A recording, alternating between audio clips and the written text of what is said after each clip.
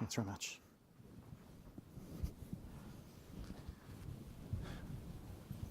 Thanks, Hugo. So we're going to talk a little bit about cybersecurity today. Obviously, as most of you know, it's a very hot area for Israeli companies and lots of fantastic technology coming out in this particular space. So when we talk about protecting against cybersecurity threats, it's important to, first of all, define what we consider to be an advanced attack. And there's lots of different companies protecting against these different types of threats, and lots of potential attackers who are trying to cause damage to companies and access all of your data. So if we look around, what we're focusing on is around advanced persistent threats. And this is the really nasty stuff that very sophisticated attackers are going to spend loads of money and energy and effort to try and steal from your organizations, whether this be sophisticated targeted attacks, trying to really get in and access customer data, financial information to really cause damage. Now, if you look at an attacker versus a defender, and it wouldn't be right without mentioning some type of football analogy today, we look at an attacker. Whatever an attacker does, they can spend as much money as they want, and they only have to succeed once to be able to cause damage. Think about a goalkeeper, a defender. They only have to get it wrong once, and everyone's going to talk about the terrible goal that they let in and caused all sorts of damage. So if you're trying to protect your organization against sophisticated cyber attacks, you need to think, what can we do today to really change the game and help protect our organization from getting infected with these type of attacks? There's lots of different sophistications out there, lots of different threat vectors and actors trying to cause damage. And the one that we really should be focusing on is the state-sponsored attacks coming out from various different organizations or various different countries. I won't necessarily mention all of them, but they're trying to cause damage. And that is the one that we should really be focusing on. Now, when an attacker tries to get into your organization, okay, they're looking after what they would consider the crown jewels. What is the major part that you can access within your organization that is going to be important to them? So for an attacker, it may be customer data. It may be they want to get into your financial systems and do a SWIFT transfer. Some of you may have heard around the recent examples of SWIFT attacks, where millions of dollars were transferred over SWIFT without the banks even knowing about it. But the attacker's crown jewels may be different to an IT crown jewels. The IT department may be saying, actually, what's really important to me is my domain controller, or who's got access to my backup servers. And for a CEO, his crown jewels are probably information around his competitors, around an upcoming M&A. Okay, these are things which are really important to him. Okay, so when we talk about this whole concept of attack versus defense when it comes to cybersecurity, it's important to look at what's happened over the years. And this is the trend, or this particular point in time, everything changed. Okay, with the hyperconnectivity, with the advent of the iPhone, Amazon, etc. Up until that point, attack versus defense was pretty much in par. The attackers got ahead, the defenders came along, and we were doing pretty well. However, with hyperconnectivity, the attackers have now been given a significant advantage to be able to get in to your network and cause all sorts of damage. Okay? And as a result, the defenders are in a quandary. What do we do? How do we address this particular issue? So what do we do? What am I here to talk to you about today? Obviously, regulation can be put in place. We've all talked about the G word, GDPR, to help address these different concerns. But what we have to talk to you today is around the concept of deception. Okay, deception is a way of helping protect organizations against these different types of threats. So I'd like to give you an example of the Antwerp Diamond Center, which in 2003 was burgled. Okay, it was called the heist of the century for those who haven't heard about it. The burglars basically managed to get in and cause and probably get away with over $115 million worth of diamonds. Okay, and how did they do it?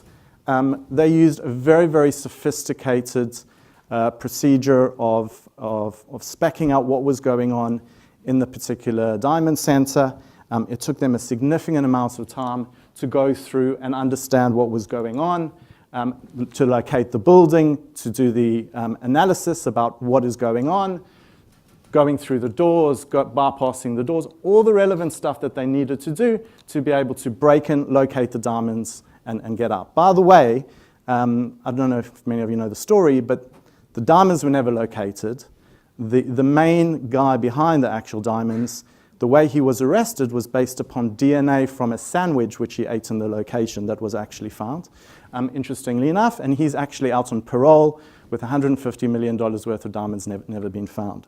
Now, why am I mentioning this example is that this is an exact example of an advanced threat or advanced persistent attack that these burglars decided to take out on this diamond center in the exact same way that a potential cyber terrorist or cyber attacker could decide to infiltrate on any of your organizations or any of your customers' organizations. Now, what would we do today to be able to address that? Introduce a world of deception. Imagine, in this type of scenario, that everything was duplicated, and instead of going through one door, there would be 10 doors. Instead of there being one guard or 3 guards, it would be 25 guards. And what you could do, is to change the game so that the attacker doesn't know where they're going, they don't know what is real, and they don't know what is not. And that's really where I come in and talk about what my company does, and it's called Illusive Networks. Now, with deception, most of you have seen examples. You've all heard around the Trojan horse.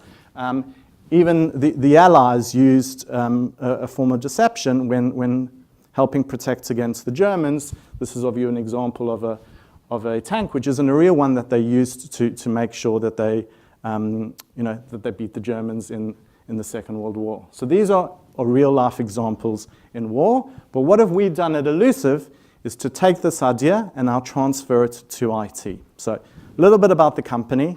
We're an Israeli company based in Tel Aviv, almost 100 people, and we focus on helping protect our customers using the concept of deception security. Hundreds of thousands or even millions of dollars are spent today to help protect against what we call preventative techniques in cybersecurity. So the nasty bugs, the viruses, the phishing attacks, all that type of stuff that you're probably familiar with. What we do is focus on the really nasty stuff. The stuff that however much money you spend on prevention technologies is going to get into your network and is going to cause damage. Okay?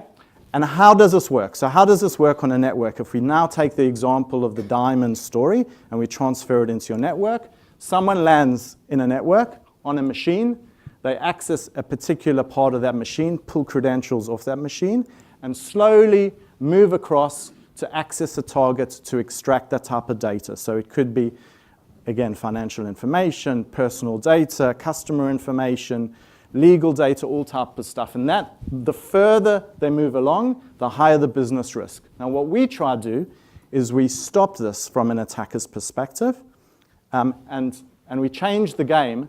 So when a user accesses a machine, rather than just seeing one piece of data, there's thousands of pieces of data. And therefore, when an attacker now tries to access that data, if it isn't real, there's an alert, and straight away, the company knows that someone's in the organization. Now, most organizations, it takes about 90 days for them to identify a breach in their organization. What we can do is we can reduce that significantly, and that's the beauty of the product.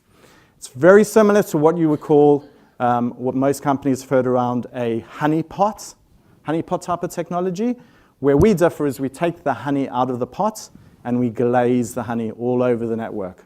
So we can ensure that when an attacker accesses something that they shouldn't, you get a very, very high fidelity alert. Okay? These are a few examples. I've got 26 seconds, so I'll skip through this. But this is just showing you a few examples about We talked about AI. Everyone's mentioned AI. It wouldn't be right if I didn't mention AI sometime in my presentation. But we actually analyze the network to make sure that the deceptions we plant are exactly the same as the company's existing infrastructure. So the usernames, the share drives, all of that information looks exactly the same as a user, and that therefore an attacker can't tell the difference, can't tell if it's real or not. Okay? Lots of different types of deceptions. This is what the dashboard looks like. This is a network share of, a view of a network without our deceptions. And then when we introduce our deceptions, this is what the network looks like. The orange are essentially deceptions or pieces of information. So to an organization, which all of a sudden would normally have 5,000 machines, to an attacker, it looks like they've got 25,000 machines. Okay? Pretty much out of time, so I'll leave it there. If anyone's interested, please speak to me later. Thank you very much. Thank you.